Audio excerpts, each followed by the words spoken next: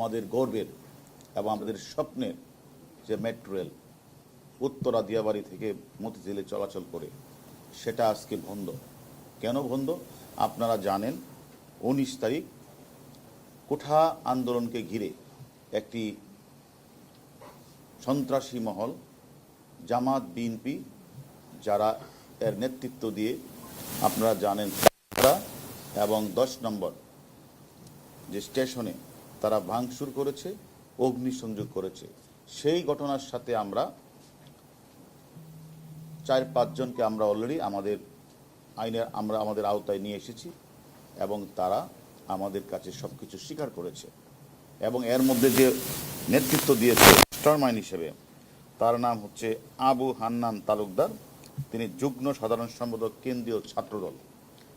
তাকে আমরা গ্রেপ্তার করার পরে তিনি নিজেই বলেছেন মিরপুরে 10 নম্বরে ছিল এবং তার যে 2 নেতা এবং তার যে ঊর্ধ্বতন যে নেতৃবৃন্দ রয়েছে, সুলতান সালাউদ্দিন টুকু, সাইফুল ইসলাম নীরব, এবং এদের প্রেরণায় সহযোগিতায় এদের কাছ থেকে তারা এগুলি নিয়ে তারা এই জায়গাগুলিতে তারা আগুন লাগিয়েছে।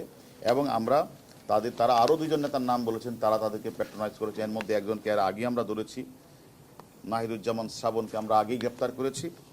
আর তার যে সাধারণ সম্পাদক গণেশ রায় সাহস,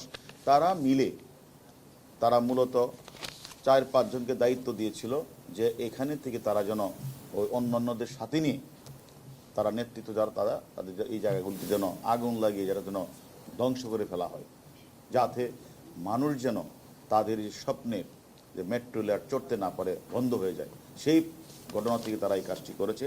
তারা অলরেডি আমাদের কাছে যে গ্রেপ্তার, তার নাম একজন আছে আমনান তালুকদার, যুগ্ম সাধারণ সম্পাদক কেন্দ্রীয় ছাত্রদল, ইমাম আল নাসের, সাধারণ সম্পাদক সুবিধাল হল ছাত্রদল, বজলুর রহমান বিজয়, সিনিয়র যুগ্ম সাধারণ সম্পাদক বিজয় 71 ঢাকা বিশ্ববিদ্যালয়, আর ফেরদৌস রোবেল। আমরা জানতাম না যে জাতীয় বিশ্ববিদ্যালয়ে যে ছাত্রদলের কমিটি আছে, সেই কমিটির সে হলো সহসভাপতি। এরা মিলে এবং তাদের সাথে তাদের যে সহযোগীরা মিলে তারা 10 নম্বর এলাকায় নৈরাজ্য সৃষ্টিকারের মধ্যে সমন্বয়ে কাজ করে এবং মেট্রো রেলে ভাঙচুর চালায় আর অগ্নিসংযোগ করে, এবং তারা নিরাপত্তে থাকা দায়িত্ব আমাদের পুলিশ সদস্য তারা হামলা করে। আমরা এই মেট্রো রেলের ঘটনার সাথে আমরা অনেকেরই নাম পেয়েছি যারা নেতৃত্ব দিয়েছে। তাদের এর মধ্যে 4 জনকে আমরা গ্রেপ্তার করেছি। বাকিদেরও কিন্তু আমাদের নাম্বার আমাদের কাছে আছে। তারা কোথায় আছে সেই লক্ষ্যে আমাদের ডিবির টিম তারা কাজ করছে। আমরা মনে করি, আমরা আগেও বলেছি, যারা রাষ্ট্রীয় সম্পদ নষ্ট করে, যারা আমাদের বিভিন্ন ধরনের রাষ্ট্রীয় স্থাপনা আগুন জ্বালিয়েছে, আমাদের পুলিশ সদস্যদেরকে হত্যা করে ঝুলিয়ে রেখেছে, এছাড়া অনেক সাধারণ পাবলিক যারা আসতেছিল তাদেরকে পুলিশ ভেবে নিয়ে টেনে হিঁচড়ে হত্যা করেছে। যারা এই ঘটনাটা ঘটেছে প্রত্যেকেই তারা কে কি করে সেটা আমাদের কাছে জানার বিষয় না।